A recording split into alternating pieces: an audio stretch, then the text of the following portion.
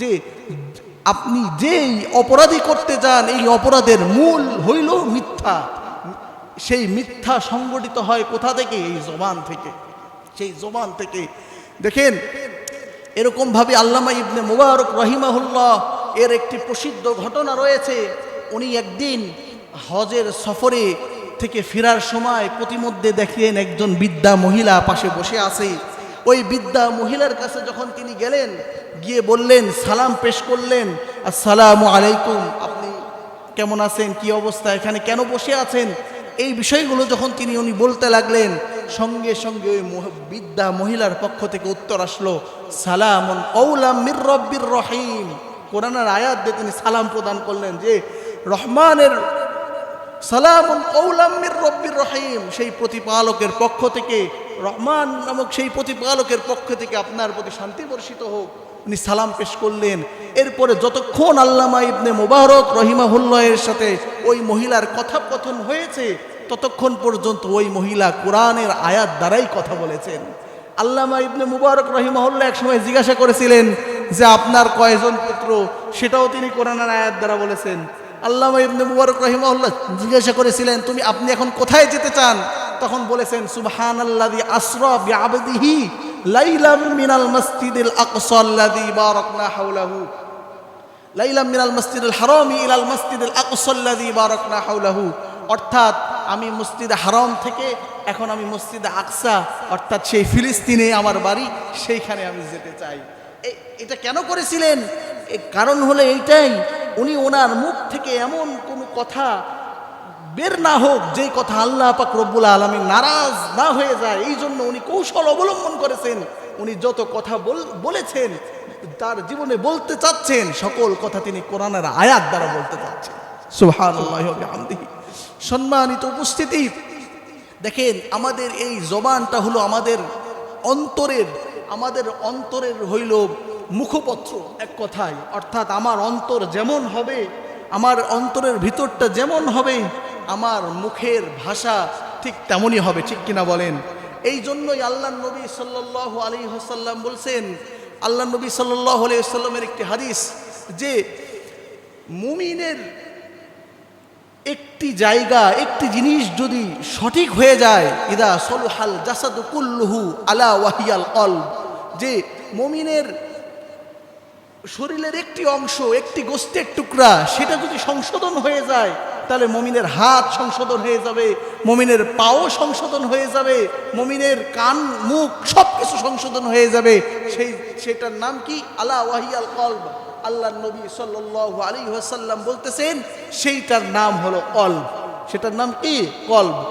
এই জন্য সম্মানিত মুসল্লিয়ানি কেরাম, আল্লাহ পাক রব্বুল আলামিনের একটি বিশেষ নির্দেশনা, আল্লাহ পাক রব্বুল আলামিনের একটি বিশেষ আমাদের প্রতি নসিহা কুরআনুল কারীমের মাধ্যমে, আলা বিযিকরিল্লাহি তাতমাইন্নুল কুলুব, যে আল্লাহ পাক রব্বুল আলামিন বলছেন যে হে ইমানদাররা, তোমরা যদি তোমাদের অন্তরের মধ্যে শান্তি, অর্থাৎ তোমাদের অন্তরকে যে তোমরা পরিশান্ত রাখতে চাও, তাহলে তোমরা জিকিরে অভ্যস্ত হও। কি করো? জিকিরে অভ্যস্ত হও। সম্মানিত মুসল্লিয়ানি কেরাম, এখানে জিকির সম্পর্কে একটি তো জিকির রয়েছে এমন যে লা ইলাহা ইল্লাল্লাহ আফজাল জিকির, সেটা আমি 100 বার পাঠ করলাম, এটাও জিকির, অবশ্যই নিঃসন্দেহে আফজল জিকির বলা হয়েছে। কোরআন তেলাওয়াত করলাম, এটাও আফজল জিকির, একটা উত্তম জিকির। ঠিক তেমনইভাবে আমি এরকমভাবে নামাজ আদায় করলাম, এটাও জিকিরের মধ্যেই শামিল হবে। আমি একটু মৃত্যুকে নিয়ে চিন্তা করলাম, মুরাকাবা করলাম, এটাও জিকিরের মধ্যে শামিল হবে। কিন্তু আরেকটি জিকির যেটা আমাদের জন্য খুবই জরুরি, সেটি হলো যে আল্লাহর খৌফ এবং খশিয়াতের ভয় আমাদের অন্তরে বদ্ধমূল করার জন্য। আমি যে এক সময় মারা যাব, আমি যে এক সময় মারা যাওয়ার পরে আমার পরবর্তী জীবনে আমার এই মুখ, আমার মুখকে বন্ধ করে দেওয়া হবে।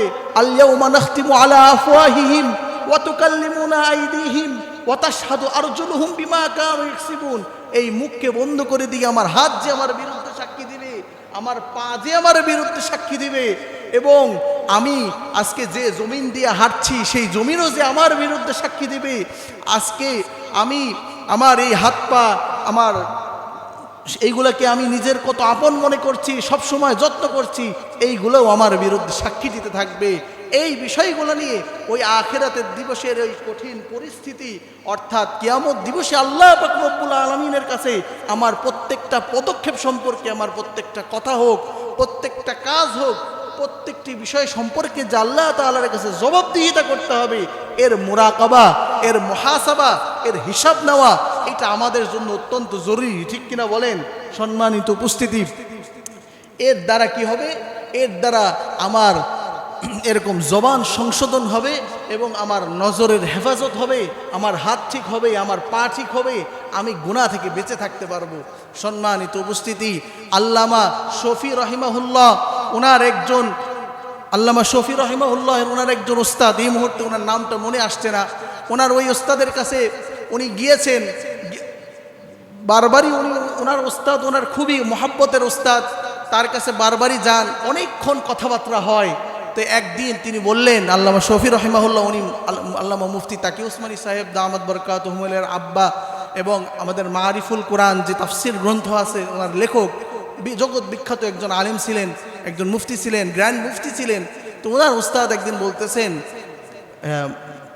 শফি, আজকে আমরা যে কথাবার্তা বলবো এইটা পরিপূর্ণ আরবিতে বলবো। বলছে, কেন ওস্তাদজি, এইটা কেন আপনি আজকে আবেদন করছেন?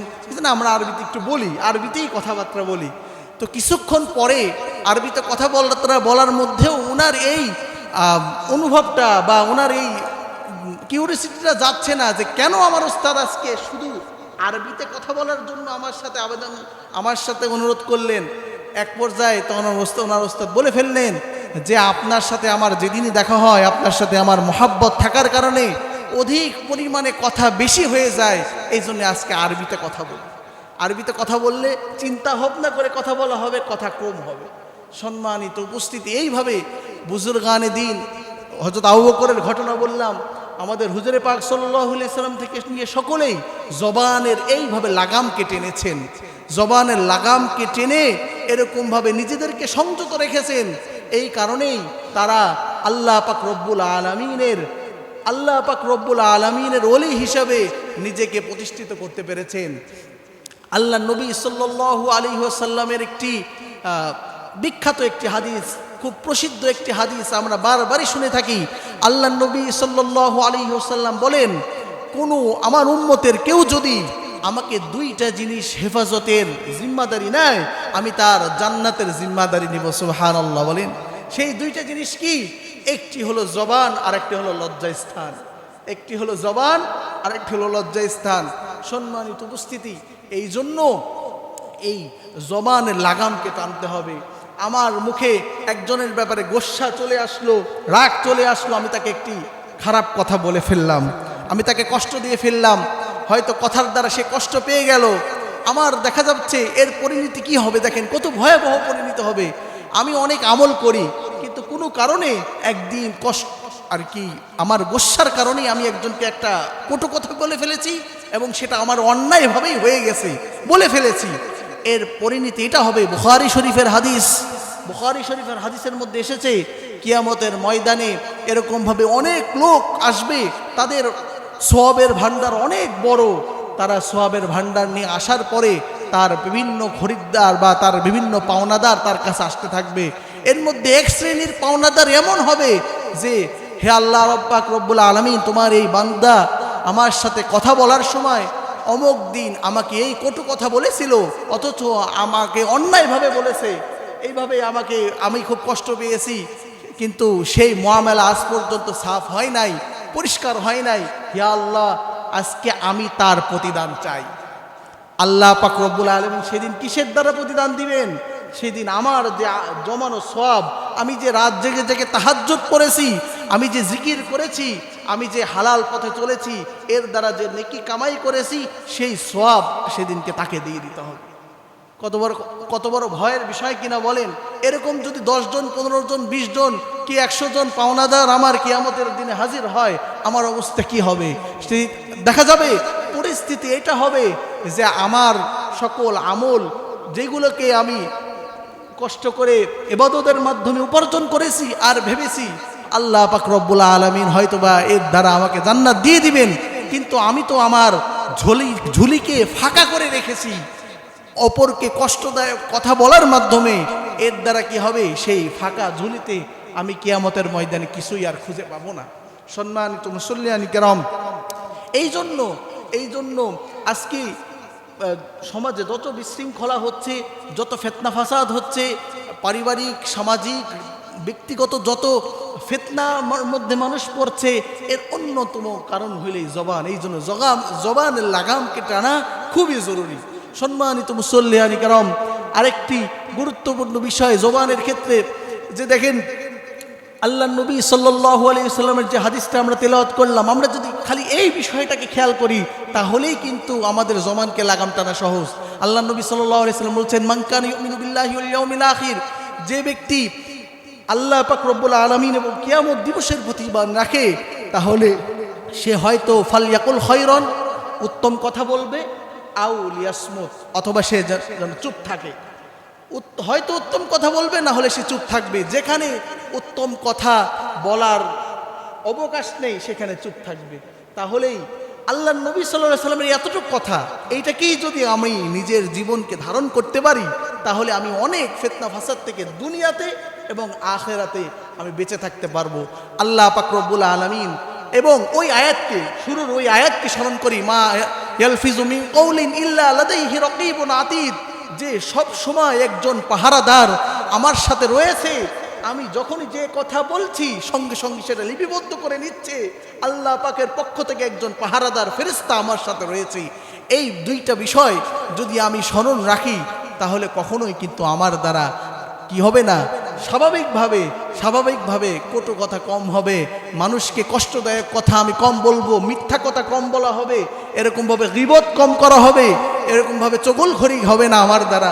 এইগুলা তখন আমার অটোমেটিক, আমার এই সকল গুনাহ আমার দ্বারা হবে না। বিশেষভাবে মা বোনদেরকে উদ্দেশ্য করে বলতে চাই, আমাদের মা বোনদের মধ্যে স্বাভাবিকভাবে ফিতরতান একটি স্বভাব থেকে থাকে, যে সমালোচনার স্বভাব। 2-4 জন বসলেই আজ অমুকের কি অবস্থা, এই ধরনের অবস্থার বর্ণনা দিতে গিয়ে গীবত হয়ে যায়।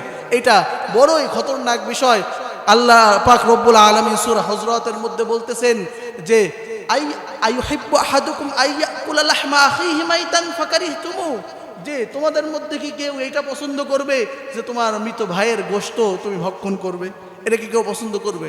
সুতরাং এই বিষয়গুলো কি যদি আমরা নিজেদের জীবনের মধ্যে আনতে পারি, দুনিয়া ও আখিরাতে শান্তি, সফলতা, কামিয়াবি ইনশাআল্লাহ অর্জন করতে পারবো। আল্লাহ পাক রব্বুল আলামিন আমাদেরকে আমল করার তৌফিক দান করুন। আমিন। ওয়া আখিরু দাওয়ানা আলহামদুলিল্লাহি রাব্বিল আলামিন। আমরা যারা সুন্নত পড়ি নাই, 4 রাকাত সুন্নত পড়ি নি।